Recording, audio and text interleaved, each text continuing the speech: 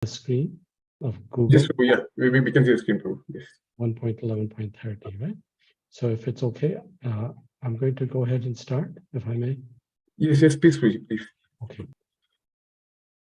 Om Namo Bhagavate Vasudevaya. Om Namo Bhagavate Vasudevaya. Om Namo Bhagavate Vasudevaya. Narayan Namaskritam Naram Cha Eva Narottamam Devim Saraswati Vyasam Tato Jayadudire Shinurtha Swakata Krishna Panyashna Kirtana Hedantosna Patrani Vidnuti Sutsatam Nashtaprayasha Padreshu Nityam Bhagavata Sevaya Bhagavati Uttama Shloke Bhaktir Bhavati Naishtaki Krishnaya Vasudevaya Devaki Nandanaya Cha Nanda Gopa Kumaraya Govindaya Namo Namaha. So we're reading in Canto 1, Chapter 11, Lord Krishna's entrance into Dwarka. So we've been going at this chapter for quite a while, and I think most of you have been present for all of those discussions, as I recall. So I'm not going to try to keep summarizing, those discussions, but we'll enter into this verse 30, and I will repeat 3 times, and you can all, whoever desires, they can repeat as well.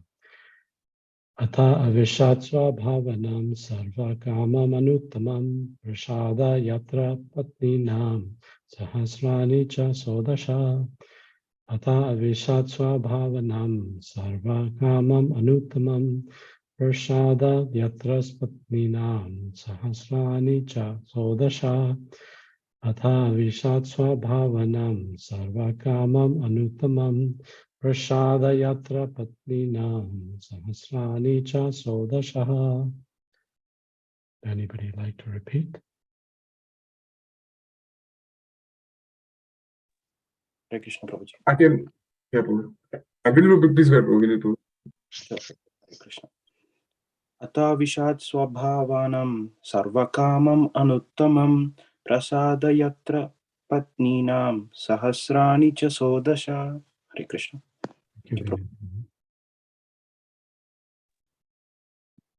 Vishatsvabhavanam sarvakamam anuttamam prasada yatra patninam sahasrani cha shodasha.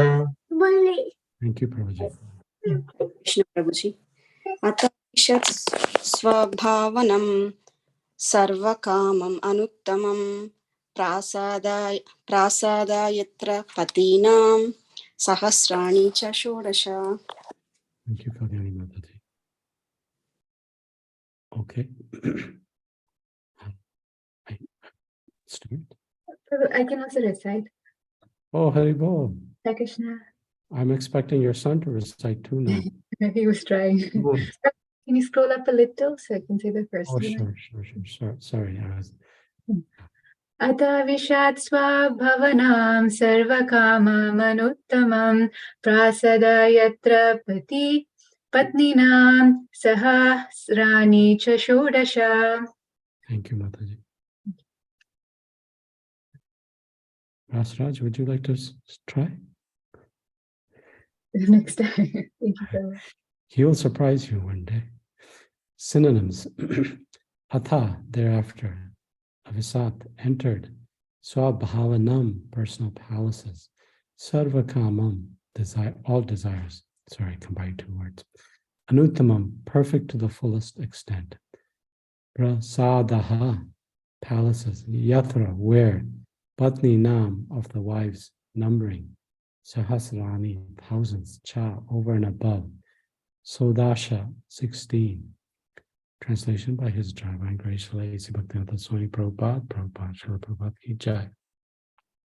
Thereafter, the Lord entered his palaces, which were perfect to the fullest extent.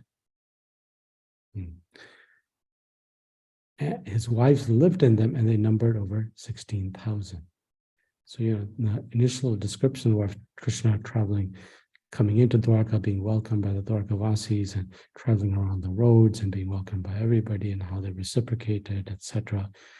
and the last time, and the last verse was particularly sweet. I don't know whether you were all there for that one, but the mothers, after embracing their son, meaning Krishna, sat him on their laps. Due to pure affection, milk sprang from their breast. They were overwhelmed with delight. The tears from their eyes wetted the Lord. So this is a pretty incredible verse, verse 29, because the ladies were not pregnant or post-pregnancy. So how is it that milk sprang from their breast? So this is a demonstration of prema bhakti, and it's specifically Shiji Goswami mentions that this is, and Rupa Goswami mentions this as well, that this is a manifestation of these pure devotees, his mothers, of this sneha that came into their spiritual emotions, sneha, sutta, snutta. And that's how they were able to, because of that tremendous affection, which is a demonstration of priti, they were able to manifest milk from their breast. So now it talks about Krishna actually entering into his 16,108 palaces. So we'll read the purport by His Divine Grace. Purport. Lord Krishna had 16,108 wives, and for each and every one of them there was a fully equipped palace, complete with necessary compounds and gardens. Full description of these palaces is given in 10th canto. All the palaces were made of the best marble stone. They were illuminated by jewels and decorated by curtains and carpets of velvet and silk, nicely bedecked and embroidered with gold lace. The personality of Godhead means one who is full with all power, all energy, all opulences, all beauties, all knowledge, and all renunciation.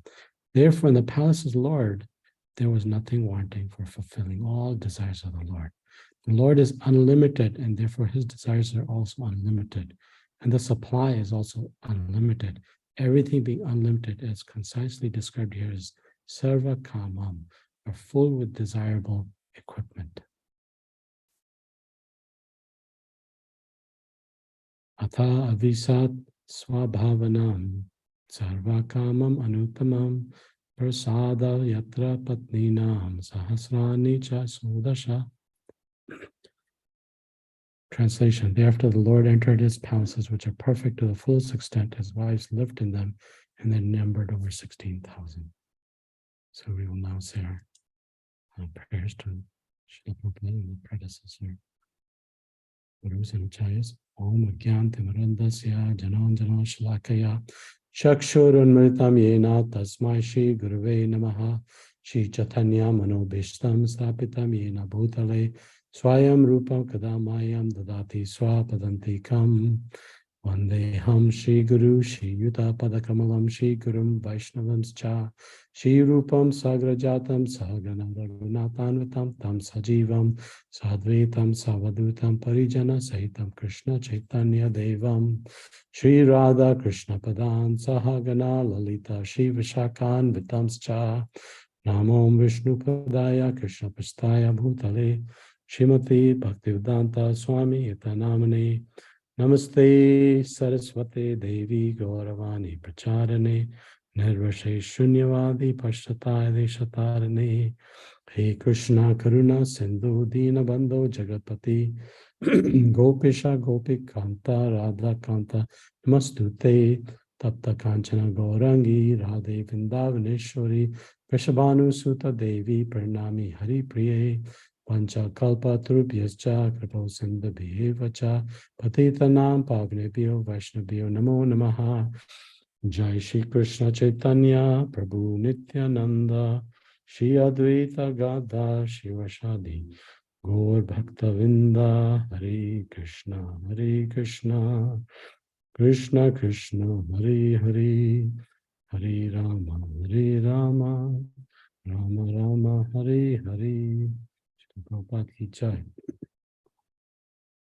So if you will kindly bless me, I will try to speak on this wonderful verse.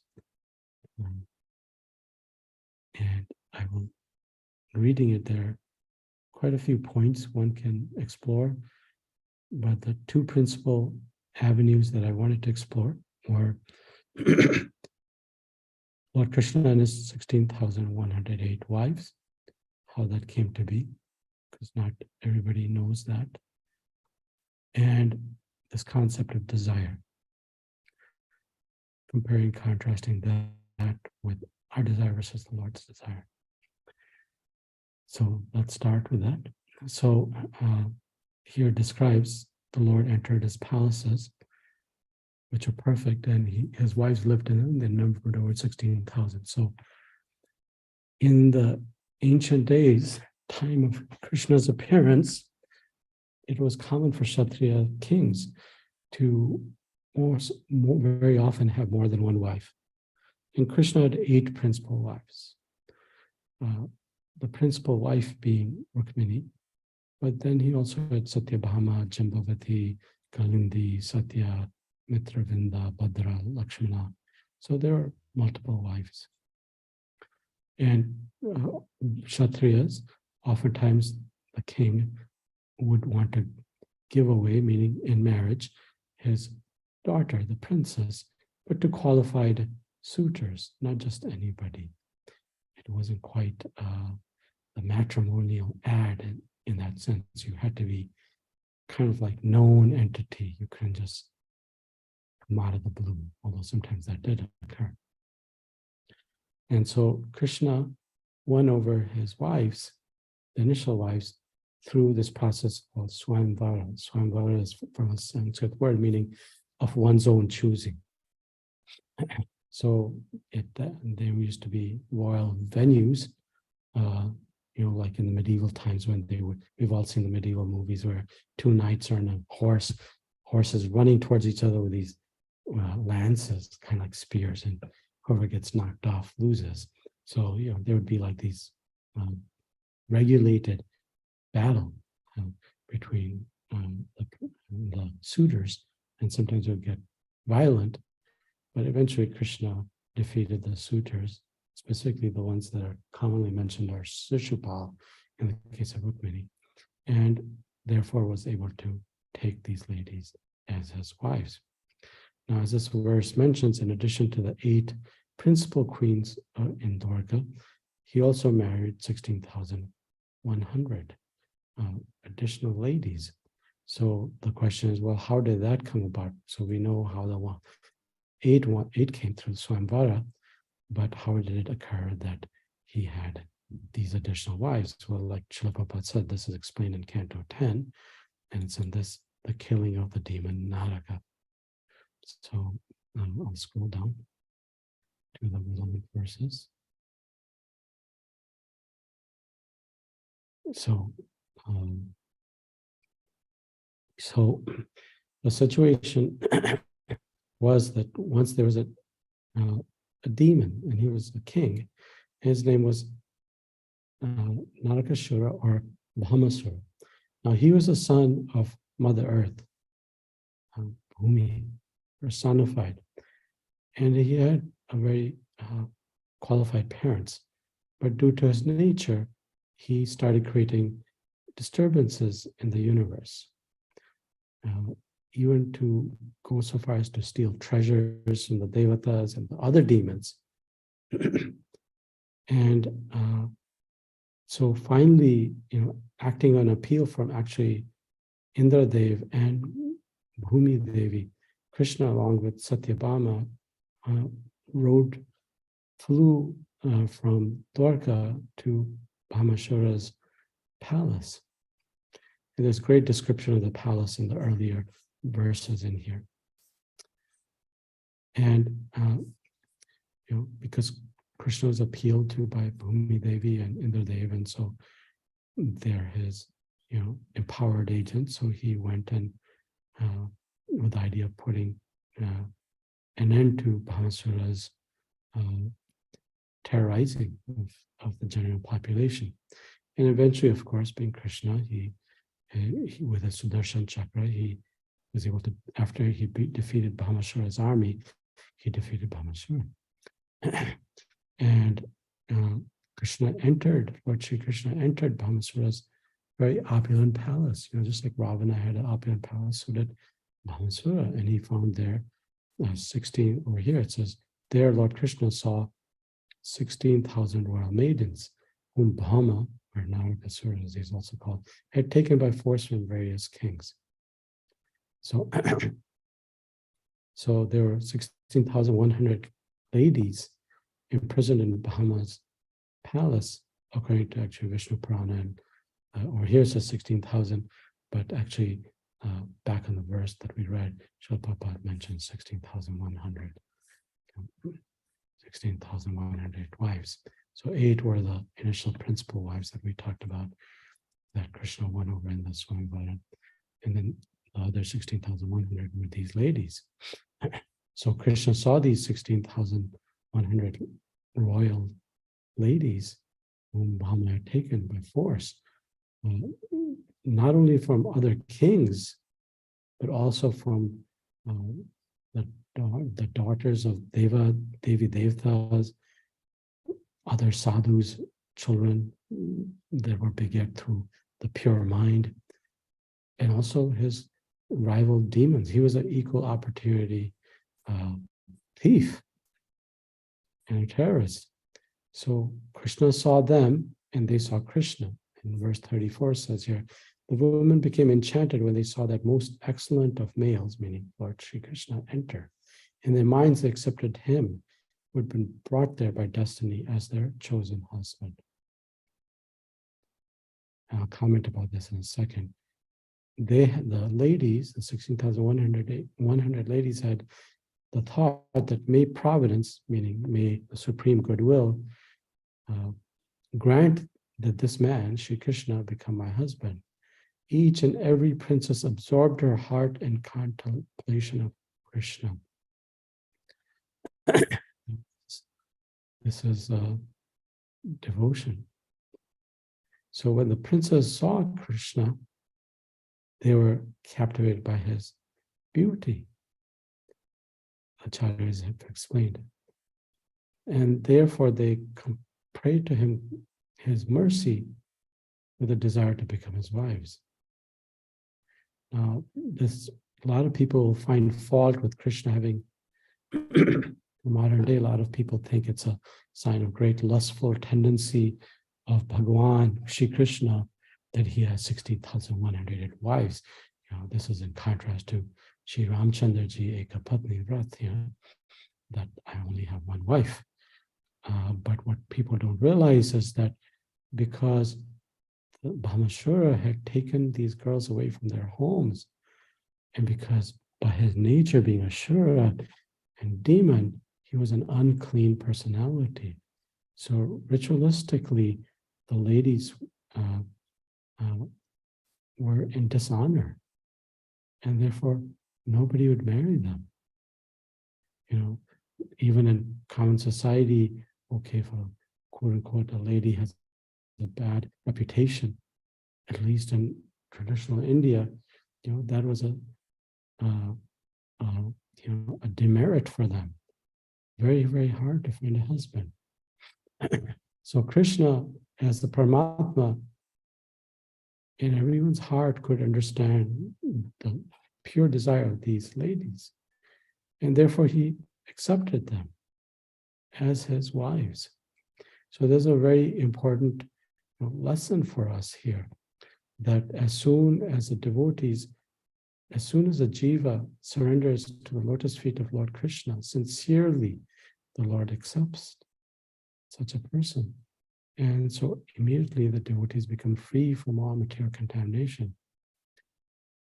So the point is, there's no bodily disqualification for being a devotee. It's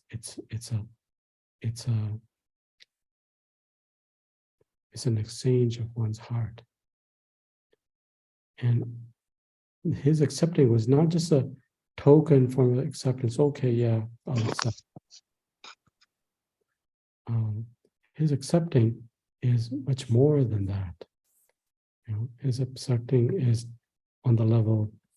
Welcome, Neela Mataji. Thank you for joining us. So Krishna's accepting is, he's accepting that I'm going to be your ever faithful husband.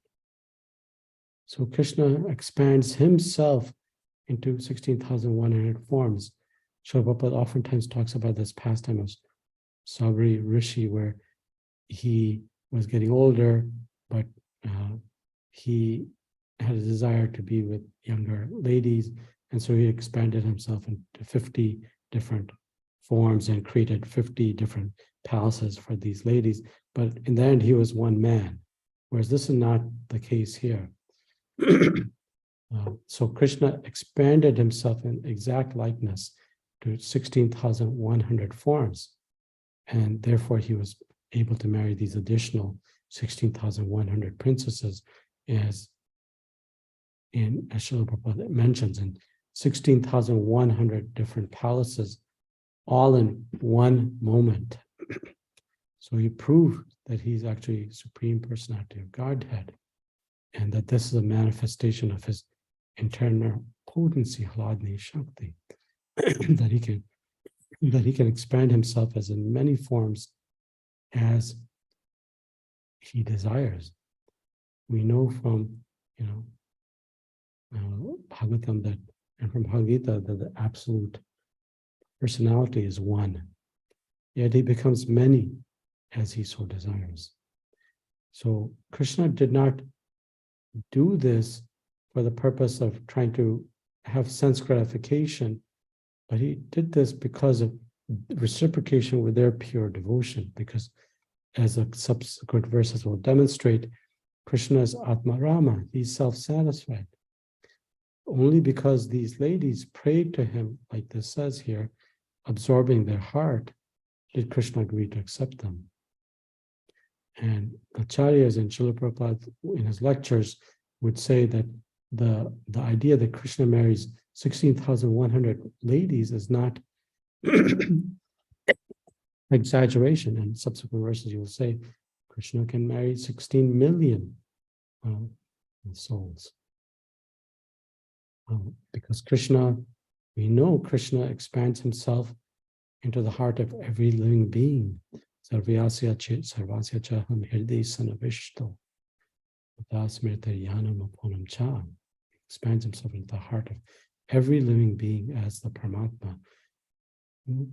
So for him to come out of the hearts of these 16,100 ladies is not at all impossible. And he did this in a very personal and sweet way. It goes on here. Then the imperishable Lord, Supreme Personality, assuming a separate form for each bride, duly married all the princesses simultaneously, meaning at one time, each in her own palace. So Krishna took the 16,100 ladies that were captured by Bhamasura and brought them all back to Dwarka. And the commentaries by Acharyas is that at that time, and even now in traditional India, people get married at a particularly auspicious time. And so a particular time was indicated by the astrologers. And so Krishna at that time manifested identical forms of himself to marry all the ladies. So so Krishna's, etacha amsa kalapumsha Krishna's tu swayam bhagwan. We've been reading that verse a couple 2 weeks in our Bhagavatam gathering. So although Krishna has one body, he manifested identical forms, and he controlled all of those forms. It wasn't just simple. The Acharyas say it wasn't just simply a multiplication of bodies like Sarabhi Rishi. And Naraji himself in subsequent chapter confirms this. In chapter 61 of the 10th canto, he says, it's quite amazing that in a single body, Lord Krishna in a single body, Lord Krishna manifested, simultaneously married 16,000 women, each in a separate palace, meaning that each form was complete, not just a partial expansion. We've talked about this in our Bhagavatam gathering, that Krishna has 3 types of expansion. Prabhu, do you want to speak what the 3 types of expansions are? Sure, Prabhuji. We have a nice acronym for them. Swayam Rupa, Tadekatma, and Avesha Rupa. Yes. So this is the Swayam Rupa form expansion. Chaitanya Charitamrita, as we went over in our group, and Madhya Leela explains this in chapter 20, that this particular form is called Prabhava Prakash, kind of like similar to the Ras Leela form, where they're complete identical expansions. And Swayam Rupa, because it does not depend on any other prior form. That's why Krishna is the Bhagavan Swayam. So over here, goes on, the Lord, performer of inconceivable, constantly remained in each of his queen's palaces, which were unequaled and unexcelled by any other residence. There, although fully satisfied with himself, that is called Atmarama, he enjoyed with his pleasing wives. Like an ordinary husband, he carried out his household duties. So Krishna was, Vishnu Chakravarti Thakur explains us that he was in each house of every wife. So, and there, each of them thought that Krishna is only with me, and all the other queens are suffering separation from him. So that's the nature of this association with Krishna. He's so perfect that he could make every pure devotee feel that their relationship is exclusive. So here Krishna is associating with 16,108 wives. In Vaikuntha, Narayanji associates with one, the goddess Sri Lakshmi Devi. So one can see, therefore, the supremely elevated position of Dwarka. And so this is really wonderful, loving exchange of Krishna and demonstration of his supreme, potency, as the Krishna Stu Bhagavan Swayam verse demonstrates. Krishna defines who's Bhagavan. It's not that there's some other entity called Bhagavan that manifests as Krishna. Krishna defines Bhagavan. So now I'm going to come back into the verse. So that was a little bit. There's much more to be said about this, but I'll stop here. Chapter 61 is amazing because Narad Muni goes there and sees Krishna interacting with each and every wife in each and every palace. And he is flabbergasted and amazed and bows down to Krishna and accepts Krishna's potency and prays that he may always remember Krishna. So I'll leave that for another time, since Srila also talked about desire. So here the word used is sarva kamam, all desires. So just the idea, just upon hearing the word desire, most of us know that it evokes, a feeling of excitement in our heart, because there's a promise of something that's going to be fulfilled, like our wish, our dream, our desire. The promise of happiness and pleasures that we may, experience as a result of fulfilling our desires, right? I think everybody has that experience in this world. So actually desire is an integral part of being alive. We have desires and they're natural because we are desire beings. And desire is so powerful, as we know in Bhagavad Gita, Krishna mentions this, that it's shaping our destiny, our future, moment to moment. the nature of our desires contributes to dictating what is the quality of our future life in this life and the subsequent lives. Of course, through the agency of karma, as Bhagavan Krishna explains in Gita, that is simply the law of nature. So as long as we have material desires, we remain here in the material world to fulfill them. And that makes sense. If I have a material desire, then Krishna's external energy will act to fulfill that desire. Because every energy has to follow Krishna's personal desire. Krishna's desire is to allow us to be happy. And so if we have a material desire, then the energy will allow that we remain in the material world to fulfill that desire, either in this life or next life. It just makes perfect sense. And so desire, if you think about it in the material sense, is actually an expression of duality in this material world. The duality between desire and hate. And we know from Bhagavad Gita that whenever there's hot and cold, friend and enemy, like and dislike, desire and hate, these are qualities of material conditioning. And they keep us bound to material energy. We all have that experience that we have burning desires, sometimes really urgent, like, I must do this, I must have this, I must achieve this. Even something less intense, like, okay, maybe next time I want to do it this way rather than that way. And these feelings are shaping our destiny. We're products of our desires, as Srila Prabhupada explains. So it's not, because we're desire beings, it's not possible to eliminate our, as Srila Prabhupada would say, propensity to desire. It desire because desire is part of a spiritual life force of a living being.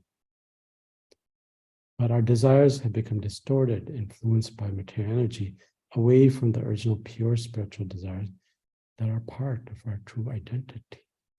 And Krishna says this here in Bhagavad Gita. Ichha dvesha, this is chapter 7, verse 27. Ichha dvesha samuttena dvanda mohena bharata sarvbhutani samaham sarga yanti parantapa. O Scion of Bharat, Arjun, O conqueror of the foe, all living entities are born into delusion, overcome by the dualities of desire and hate. So it's virtually impossible, is what Krishna is saying, to avoid being trapped in the cycle of desire and hate. Because while we are here in this material world, this is not possible.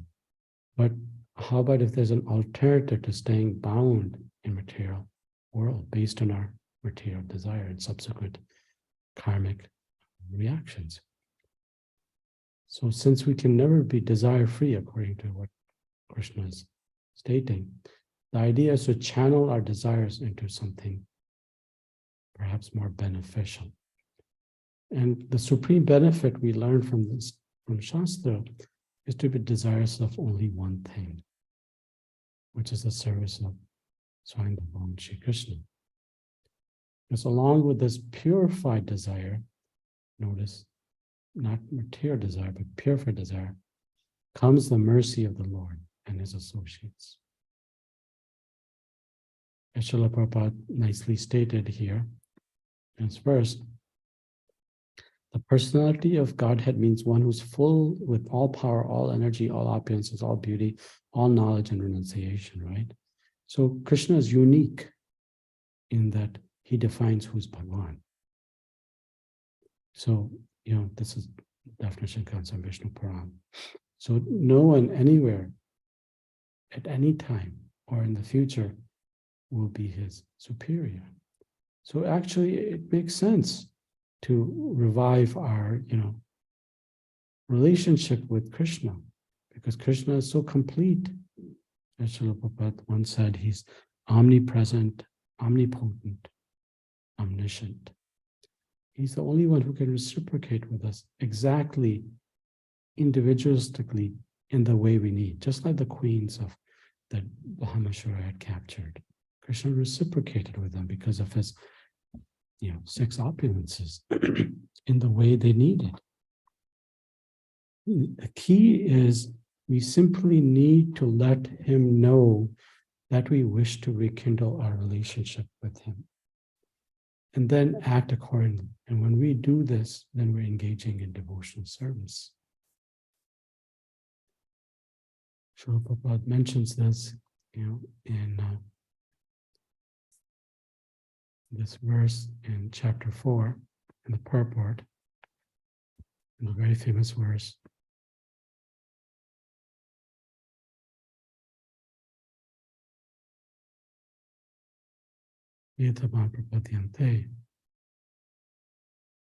Everyone is searching for Krishna in different aspects of his manifestation.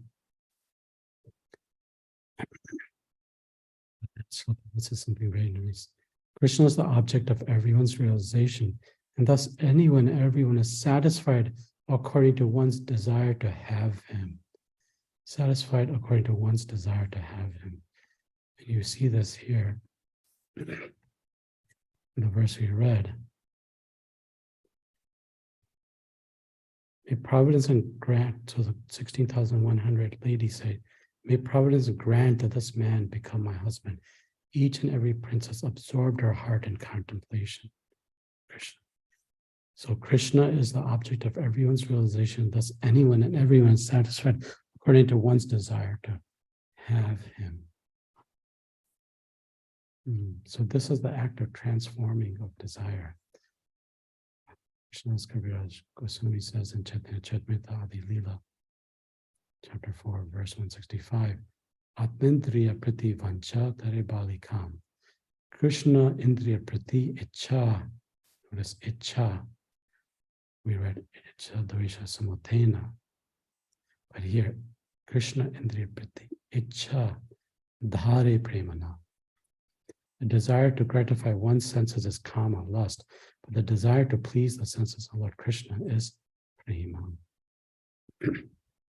So we're not, Srila Prabhupada all emphasizes this again and again, we're not trying to eradicate desire because we're desire beings.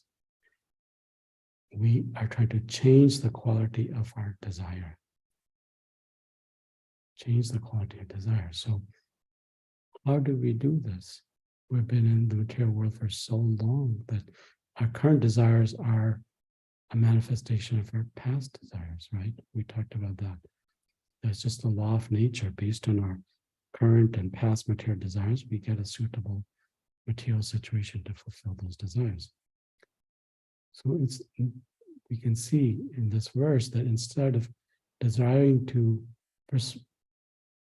fulfill the personal happiness of our body, we can desire Krishna's happiness.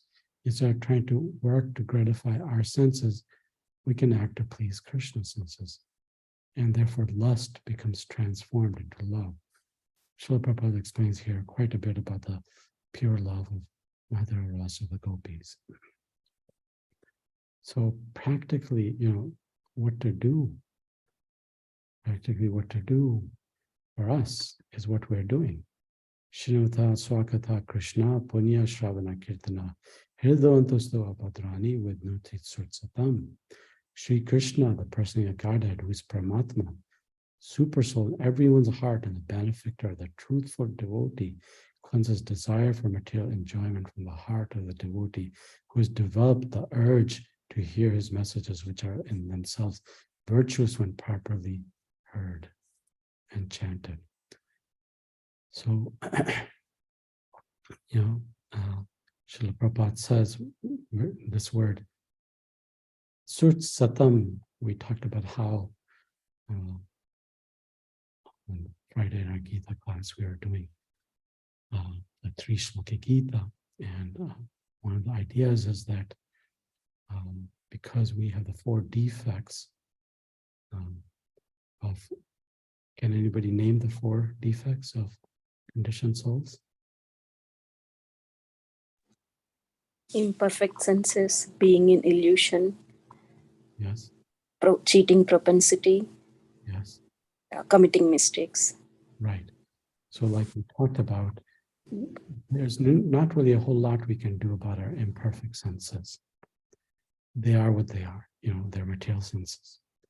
And therefore, there's not a whole lot we can do about falling into illusion, because if my senses are imperfect, the consequence will be falling into illusion. And therefore, there's not a lot we can do about tendency to make mistakes, even with all of our best desires and best intentions. We make mistakes because of imperfect senses, and then being illusion, and then therefore making mistakes. The one thing we can do is this propensity to cheat. As we talked about in chapter 13, Krishna describes the qualities of knowledge. And when you read them, you realize that it's not qualities based on acquisition of information, or our potency of acquiring information, or our intelligence in applying transformation of that information into things to be used in the material world. Rather, they're virtues, right? And the three most important things that Krishna mentions in chapter 13 for us, for qualities to acquire knowledge, for what? Sorry, Prabhuji, can you repeat your question? What are the three things that Krishna mentions to Arjuna as qualities of knowledge that are most important? Humility, Yes. approaching a bona fide spiritual master, and unalloyed devotion. Yes. Ananya Bhakti. So, which is the first one that Krishna mentions? Humility. Humility. So, I'm trying to connect that with his. So here, Srila Prabhupada and Bhagavatam say, Krishna is a benefactor of the truthful devotee. So humility is another way of saying devoid of the cheating propensity. To be humble enough to say, this is my position. I need some help. I need to approach that which is infallible. We talked about in 3 Shloka Gita. Why does Krishna all of a sudden start talking about Shara and Akshara, the fallible and the infallible? Because he's then referencing that personality which is beyond the infallible, which is Krishna. But in verse 15.15, the Sarvasya Cham Hriday Sana Vishnu, Krishna states that he manifests externally as the Vedanta and the Vedas. So for somebody who's Shara and fallible, the only way, if we're honest and don't have the cheating propensity, then we can approach the infallible, which is Bhagwan in the form of his Shastra. So here, that's what this is indicating here, that by, he's in everyone's heart as the Paramatma. And he's normally impartial. Krishna himself says that, chapter 9. Except when he notices that his companion in the heart is actually trying to revive interest in him. He's endeared to one who approaches him with devotion. A little interest in Vasudev Katha is enough for us to start transforming our desires. We can't stop our anger, lust, etc. We'll fail. It says that Devi is Gunamaya, Mama Maya, Duratyaya. Because our nature, our material nature is Prakriti, and it's impossible to overcome because it's Krishna's energy. We have to just develop an attraction for hearing Krishna Lila in greater and greater detail. And that will be, the solution of trying to attract ourselves to that kind of a desire. Srila Prabhupada had given a lecture on Srimad Bhāgavatam where he says, everyone wants to be happy. And then he goes on and talks about the different types of Atma. Krishna uses the word Atma and Buddhi in different manner in various portions of Gita, depending on the particular message. And Srila Prabhupada says Atma can mean body, it can mean mind, it can mean the soul also. He said, somebody's trying to be happily bodily, that's Atma also. But it's a temporary happiness. And somebody's wanting peace and prosperity, tranquility of mind, right? And Srila Prabhupada says, that's actually Atma Rama also. So he says, Atma Rama means, strictly in Sanskrit, Atma Rama means self-satisfaction, self-enjoyment. But he says Atma Rama means everyone is wanting to remain happy and peaceful in his Atma. And he said those who are on the bodily conception are trying to be Atma Rama at the level of the body. And those are called quote unquote karmis, you know. And those who are a little advanced are trying to be Atma Rama on the mental platform, and they're called yanis.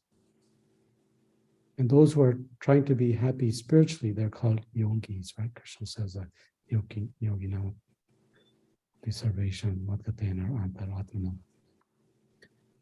So, you know, but Krishna is saying, oh, yes, there are different kind of yogis, but the first class yogi is this. Let's change here.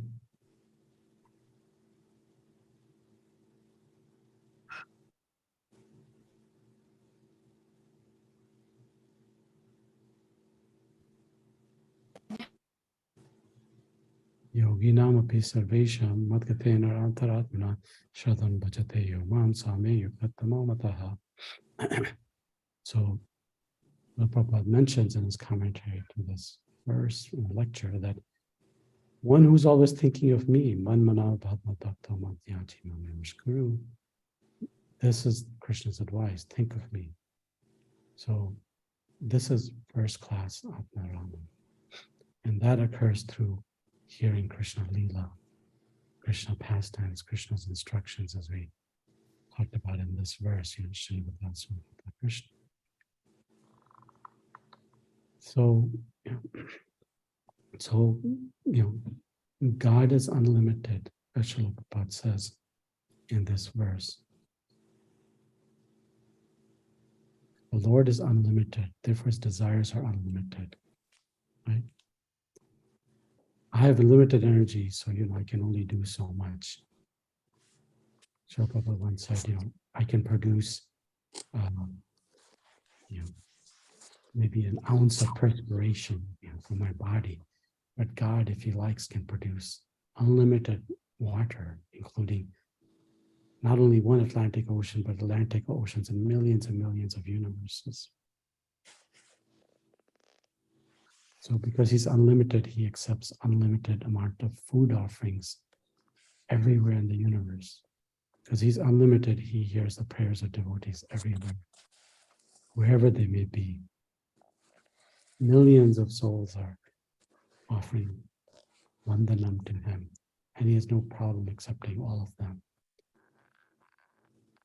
So Lord Krishna is driven by desire for unlimited relationships and rasas, reciprocation.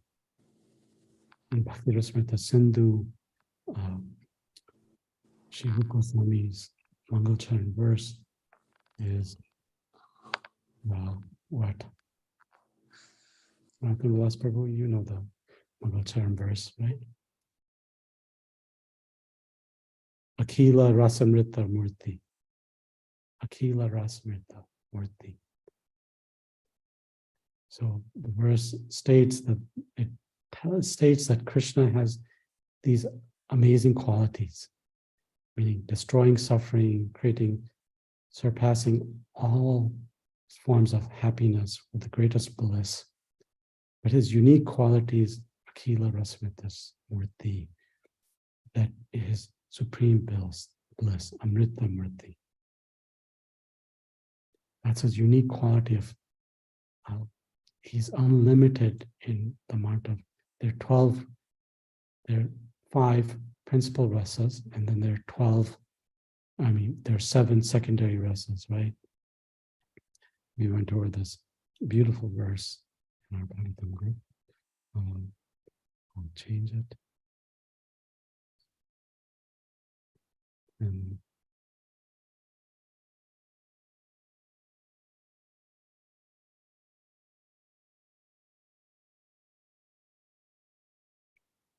So this is when Krishna goes to Mathura and enters into the arena of Kamsa and engages in a wrestling match with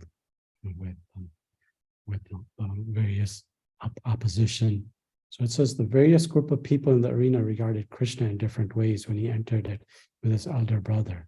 The wrestlers saw Krishna as a lightning bolt, the men of Mathura as the best of males, the women as Cupid in person, the coward men as their relative, the impious rulers as chastisers, his parents as their child, the king of the Bhojas as death, the intelligent as the Supreme Lord's universal form, the yogis as the absolute truth, and the Vrishnis as their supreme worshipable deity.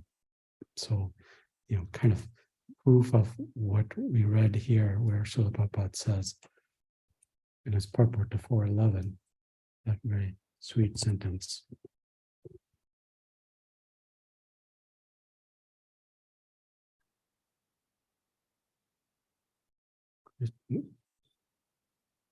Krishna reciprocates all devotees equally according to their different intensities of him. Yes. Krishna is the object of everyone's realization, thus anyone and everyone is satisfied according to one's desire to have him. So we can see just a hint of that Akila Rasmith that Sri Rupa Goswami talks about, that his quality is one of supreme bliss in his rasas. And that's also an explanation that's given by Sri Rupa Goswami to the Krishna Bhagavan Swayam, where he says that in Siddhanta, Narayanji and Krishna are non-different in Tattva because they're Satchidananda. But in Rasa, Krishna is supreme. He has unlimited rasas. And this can be manifested, as we discussed in the past. This can be manifested even in the form of trees and stones and rivers. In Srimad Bhāgavatam,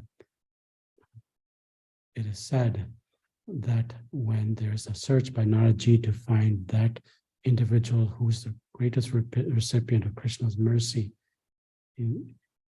it's described that Krishna's rasas exchanges are so amazing that it makes even inanimate objects do the opposite of their natural condition.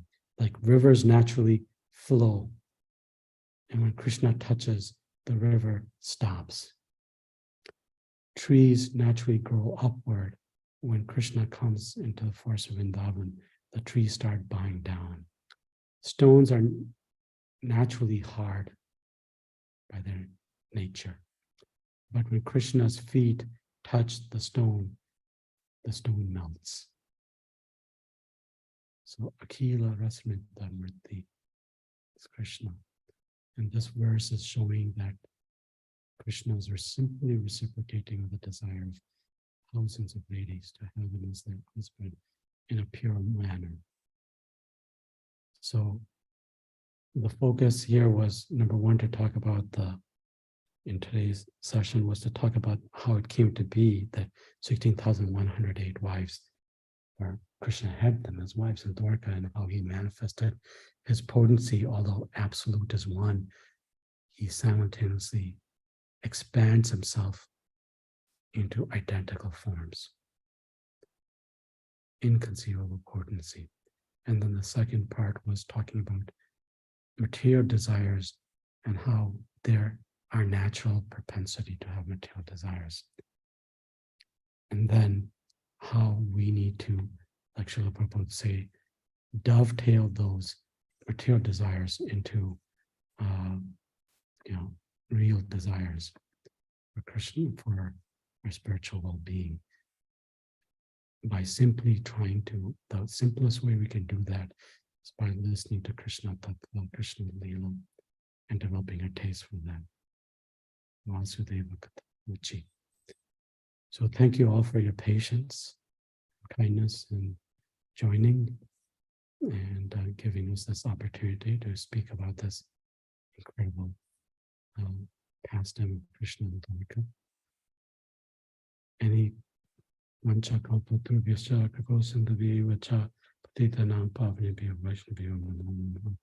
Srila Prabhupada Ki Jai. Divine Grace Srila Prabhupada Ki Jai. Any comments or questions or additions that devotees, lots of esteemed devotees here, are all very qualified.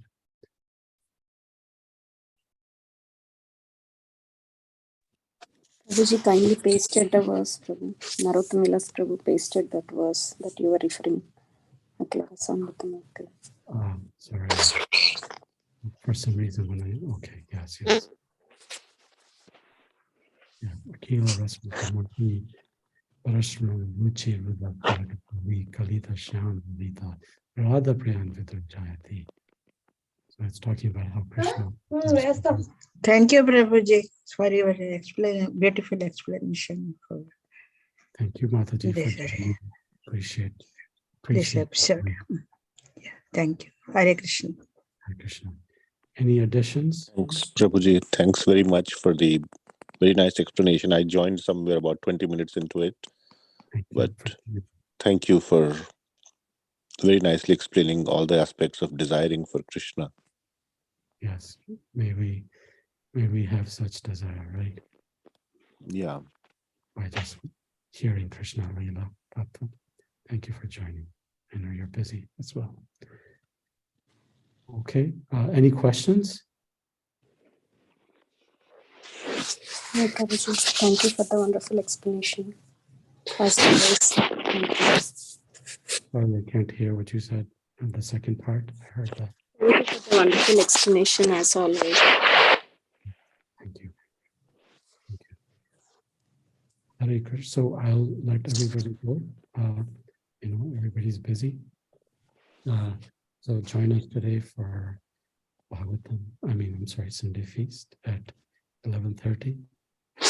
We had a lot of nectar last week, and last Sunday was like nonstop kirtan for 6 hours, and the Saturday evening was nonstop kirtan. So kirtan fortunately, the youth are still here, so we'll be able to hear some of that. And I encourage the adult to participate as well. Okay. Srila Prabhupada Ki Jai. Bye-bye. Hare Krishna.